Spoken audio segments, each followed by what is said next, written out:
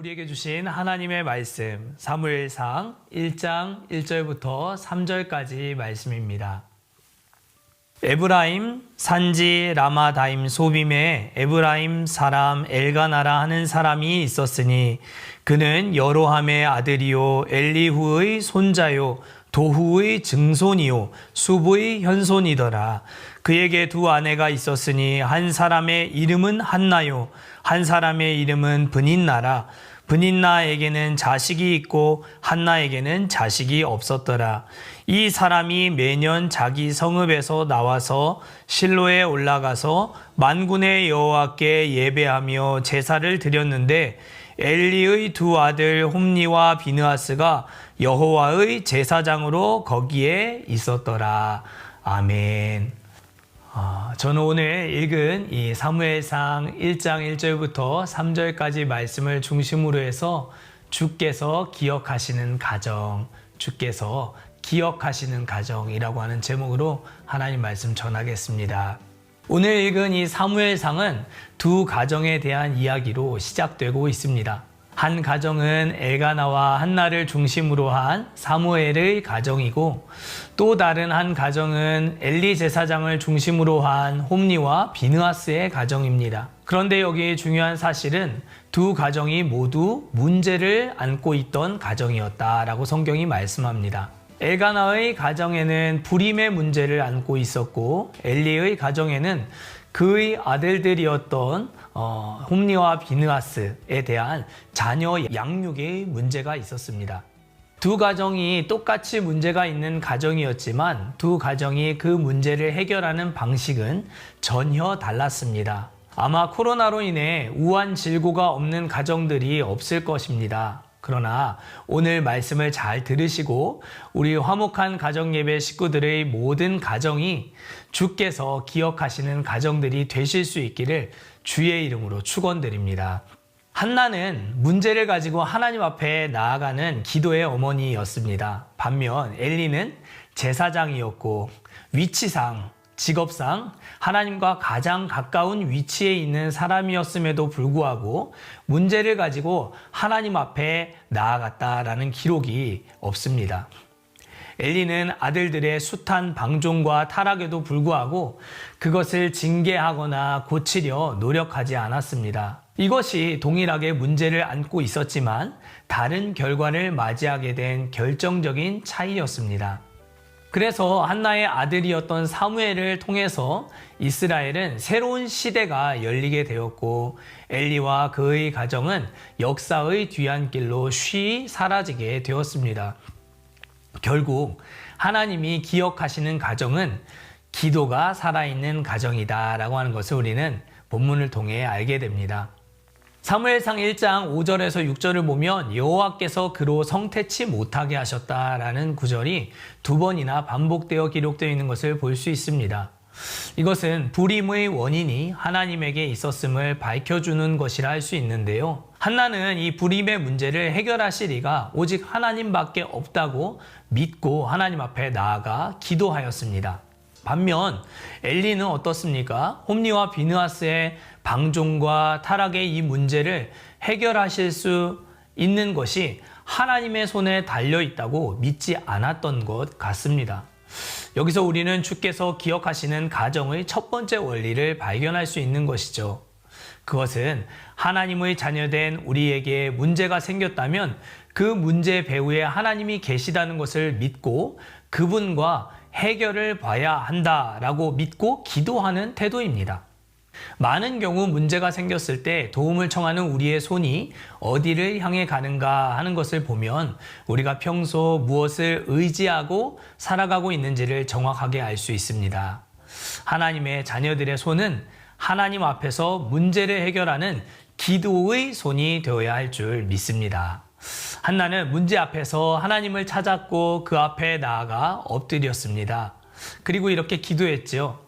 만군의 여호와여, 주의 여종의 고통을 돌아보시고 나를 생각하시고 주의 여종을 잊지 아니하사 아들을 주시면 그의 평생의 그를 여호와께 드리고 삭도를 그 머리에 대지 아니하겠나이다. 여기서 발견할 수 있는 주께서 기억하시는 가정의 두 번째 특징은 바로 가정 안에 하나님의 말씀이 살아 있었다라는 것입니다. 성경에 만군의 여호와라는 하나님의 이름을 부르며 기도한 사람들이 많이 등장합니다. 대표적으로 다윗도 있고 엘리야도 있죠. 특히 엘리야는 갈멜산에서 기도할 때 하나님의 이름을 만군의 여호와라고 부르며 하나님을 높였습니다. 다윗도 골리앗을 물리치러 나아갈 때 만군의 여호와의 이름을 부르며 골리앗을 향해 달려 나아갔죠. 그런데 성경에서 가장 처음으로 하나님의 이름을 만군의 여호와라고 부르며 기도했던 사람은 바로 오늘 본문 속에 등장하고 있는 한나입니다. 한나는 하나님이 만군의 여호와, 즉 모든 군대의 통수권자가 되시는 하나님이다 라고 하는 고백을 할 수 있는 그런 여인이었습니다.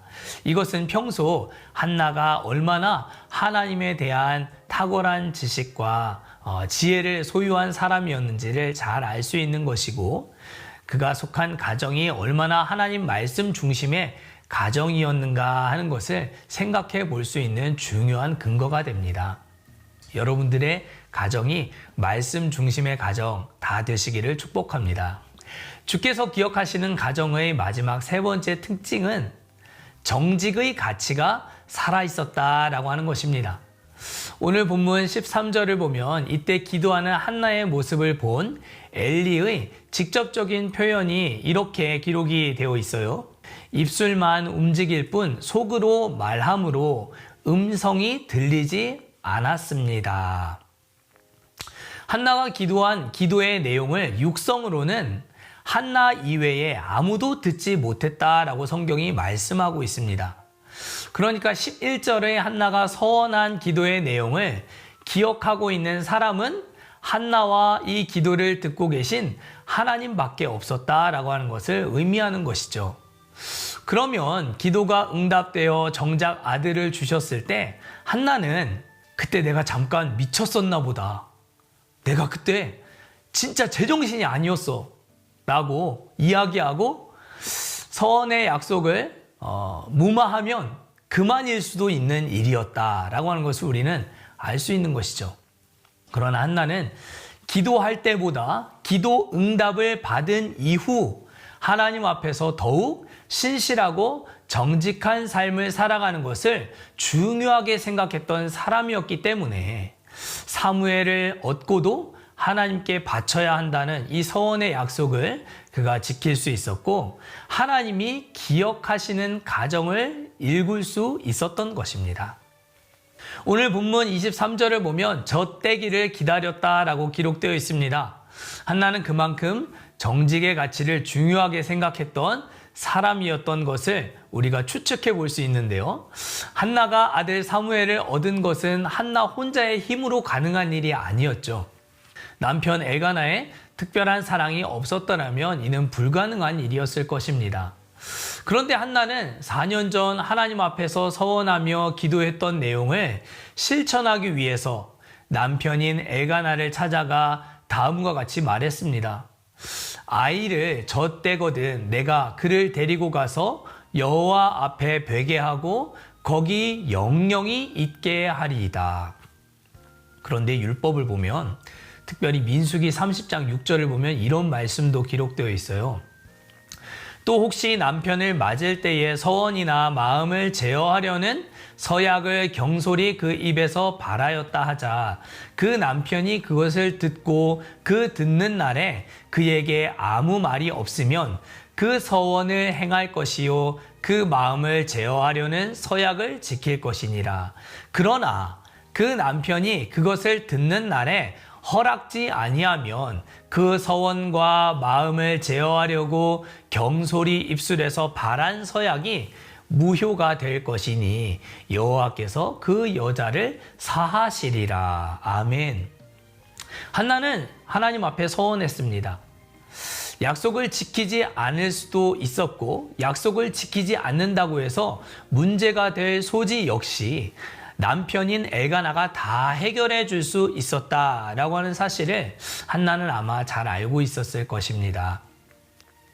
아내된 여인이 아들을 하나님께 바치겠다는 서원을 남편은 무효화할 수 있는 권리를 가지고 있었다라고 하는 것입니다. 그러나 엘가나 역시 그렇게 하지 않았던 것은 기도 응답을 받은 이후에 하나님 앞에 정직하게 살아가는 것, 정직의 가치를 지켜나가는 것이 얼마나 중요한 것인지를 엘가나가 잘 알고 있었기 때문이었습니다.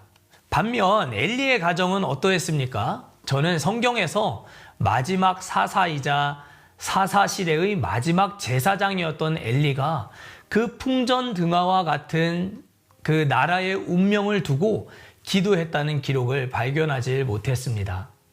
그는 사무엘이 하나님의 음성을 들을 때 그것이 하나님의 음성인 것을 세 번째 사무엘이 자신의 침소를 찾았을 때 비로소 알았던 사람이었습니다.